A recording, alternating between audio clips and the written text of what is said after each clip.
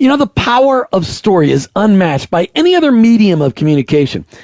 If it wasn't so powerful, Hollywood would be irrelevant. So what about your story? Do people know your story? Do they know your whole story, including and especially when your life intersected with Jesus? Do your kids know your story? Your grandkids? Do your coworkers know your story? Sometimes it just takes a kick in the pants to get us to document our story, organize our story, and get it written down. It's so important that your spiritual legacy is documented so that it's easier for you to reiterate when the time presents itself, and it's equally important for passing on to the generations to come. But how do you get started? Well, today we head off to Texas to talk with renowned memoir writer Chad Harbour. He's going to tell us about his mission field from God. Chad Harbour, welcome to I Work for Him. Thank you, Jim. Thank you, Martha. It's an honor and pleasure to be with you today. All right, so Chad, we do this at every show for guests that are on for the very first time. Chad, what's your Jesus story? So, raised by two wonderful parents. They were devout Christians. From the youngest time I can remember, we'd attend church every single Sunday and then go to Hojo's afterwards. Nice. That would be Howard Johnson's, for those of you too young to know what Hojo's is. That's right. That's right. Thank you. They had those amazing ice cream sundaes. That's all I remember about Hojo's is after lunch, had chocolate fudge sundaes. All right, sorry. Stop it now. Okay, so, devout Christian myself, but, I didn't really become born again until I was in high school. I attended a revival in Philadelphia with a good friend of mine, and that's when I came to accept Jesus as my Lord and Savior. And I've been on the journey ever since, trying to be the best Christian I can and work for Him. So, at what point in time, you said in high school, was there a certain event that kicked you into gear in high school that said, hey, I got to make this my own faith? Well, it's a good question, and I just thought of this while you were asking it. My brother was a manager of a gas station when he was in college, and I was the assistant manager.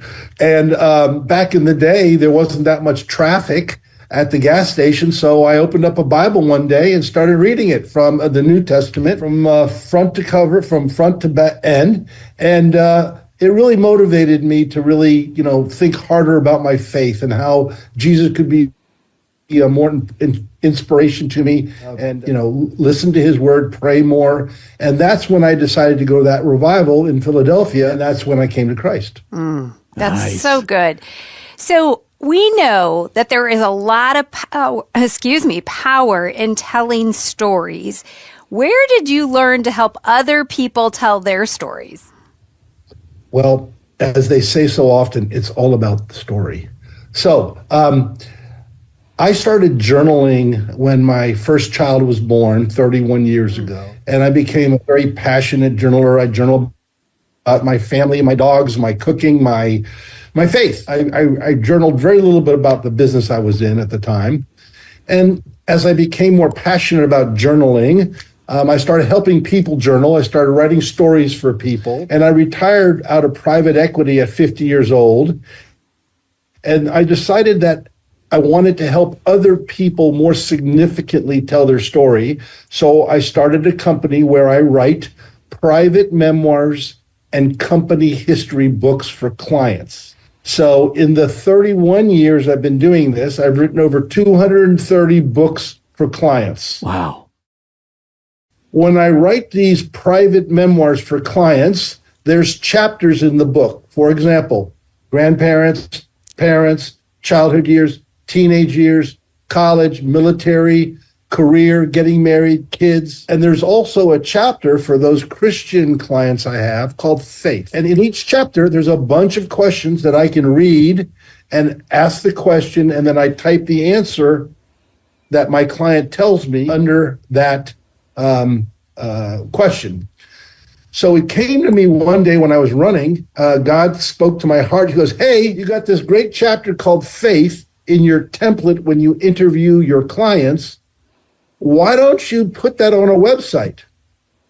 Why don't you have 16 chapters, have questions that are faith-based questions on this website, in the cloud, on this platform, and then people can write their faith story, because nothing is more important than telling your faith your spiritual life story. It's the most important thing we can do. It's the Great Commission.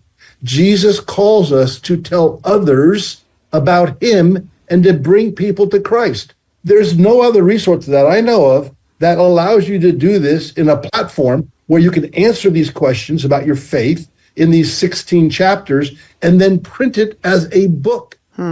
So spirituallifestories.com is an easy to use platform where subscribers can write their faith journey. I was going to say, we learned from the Old Testament the power of passing on stories from generation to generation, because we know that Moses was the first one to write them down. I mean, and by that point in time, the Israelites were 500 years old. The first time anybody wrote anything down in the Old Testament was Moses, right? Actually, the story of Job, but Moses didn't write Job. But the traditions to be able to pass on the histories from all of the Israelites from the beginning of time until the time of Moses, I mean, he had to capture all of that. Before that, it was all verbal tradition, passing them on and passing them on. And frankly, I don't know how they didn't embellish more, because that's what the Greeks did with their... That's what you tend to do when you tell a story, the stories right, just Jim? get better and better with years. These guys kept the stories to his story. Right. So Jim, you're exactly right. The Bible is the greatest, the most popular, most bought book, given book in the world. What is the Bible? It's a bunch of people, apostles, disciples, prophets, telling the story that's inspired by God.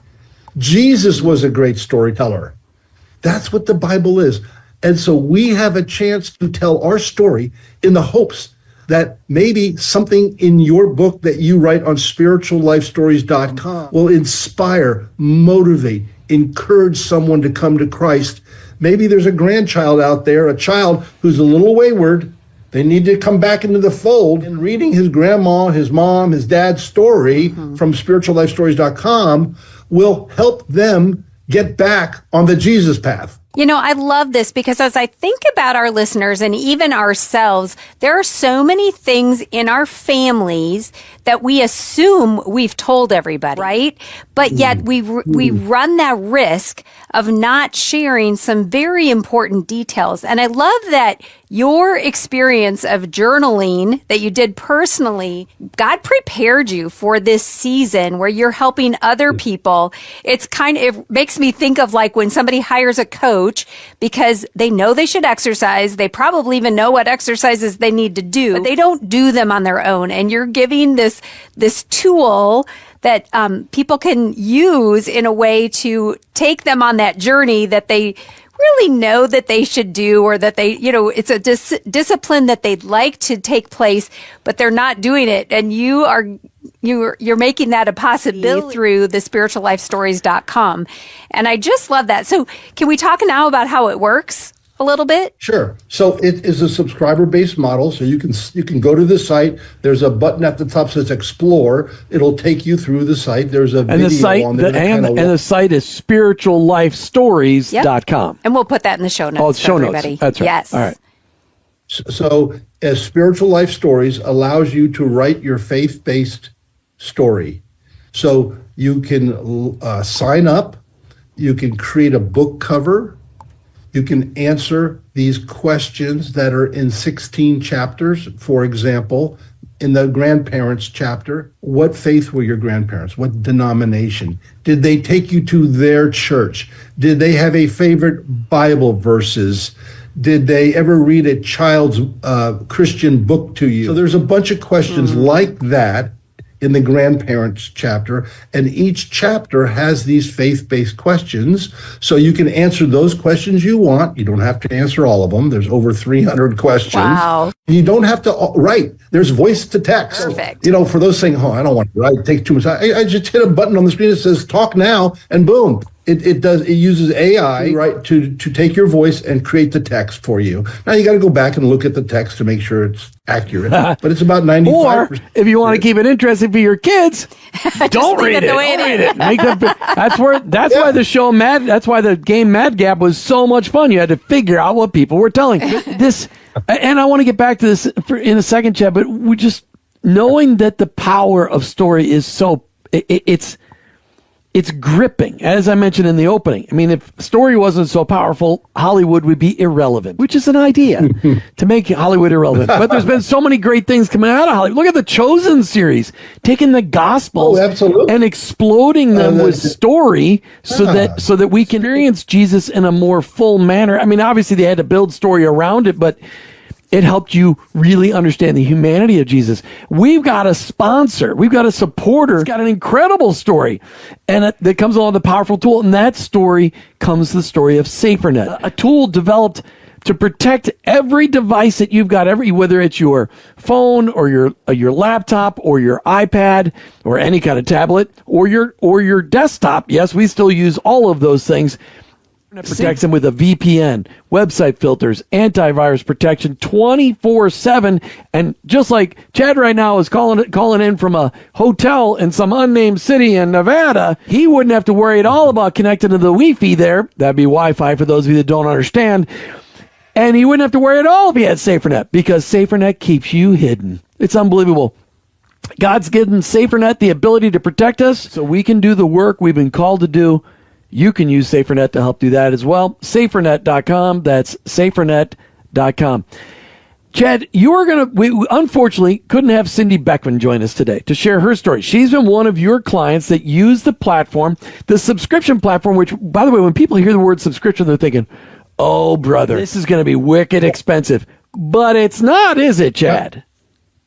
Well, I won't say it's cheap. Everybody thinks everything on the internet should be free.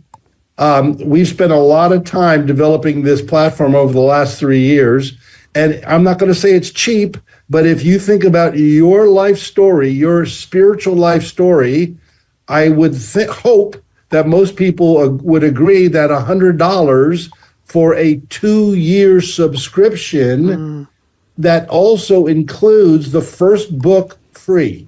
So $100, 2 years subscription, and the first book you print is free. $100. You can't even go out for dinner for 4 people for $100 anymore.